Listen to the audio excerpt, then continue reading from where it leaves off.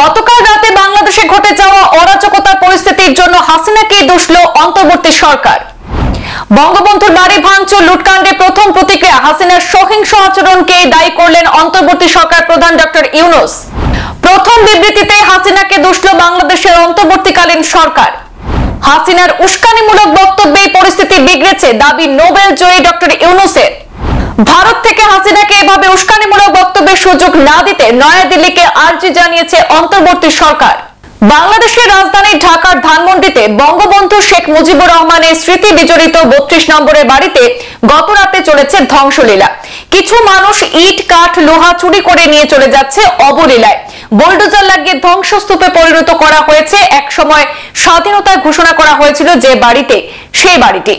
জুলাইয়ে বৈষম্য বিরোধী আন্দোলনের রাজনৈতিক পট পরিবর্তনের পর গতকাল বাংলাদেশে সৃষ্টি হওয়া অভাবনীয় পরিস্থিতিতে মুখ খুলল বাংলাদেশের সংস্কারবাদী ইউনূস সরকার। শান্তিতে নোবেলজয়ী মোহাম্মদ ইউনূসের নেতৃত্বাধীন সরকারের প্রেস উইং থেকে বঙ্গবন্ধুর বাড়ির উপরে হামলার ঘটনায় একটি বিবৃতি গণমাধ্যমে দেওয়া হয়েছে। সেখানে বলা হয়, ভারতে বসে জুলাই অভ্যুত্থানের বিরুদ্ধে শেখ হাসিনার উস্কানিমূলক বক্তব্যের কারণে জনমনে গভীর ক্রোধের সৃষ্টি হয়েছে, যার বহিঃপ্রকাশ ঘটেছে গতকাল রাতে। এই বিবৃতিতে বলা হয়, গত 6 মাস ধরে 32 নম্বর বাড়ি অর্থাৎ বঙ্গবন্ধুর বাড়িতে কোনো আক্রমণ ধ্বংসযোগ্য হয়নি। গতকাল রাতে এটি ঘটেছে পলাতক শেখ হাসিনার বক্তব্য ঘিরে, যার দুটো অংশ আছে। প্রথমত, জুলাই গণ অভ্যুত্থানে যারা আত্মদান করেছেন শেখ হাসিনা তাদের অপমান এবং অপমাননা করেছেন। শহীদদের মৃত্যু সম্পর্কিত অবান্তর, আজগবি এবং বিদ্বেষমূলক কথা বলে জুলাই গণ অভ্যুত্থানকে অবজ্ঞা এবং অশ্রদ্ধা করেছেন বলে অভিযোগ। দ্বিতীয়ত, নিপীড়ন চালিয়ে ক্ষমতায় থাকাকালীন শেখ হাসিনা যে সুরে কথা বলতেন, পালিয়ে গিয়েও তিনি একই হুমকি ধমকি সুরে কথা বলতে চলেছেন। সেখানে বাংলাদেশে অস্থিতিশীলতা সৃষ্টির হুমকি দিয়েছেন।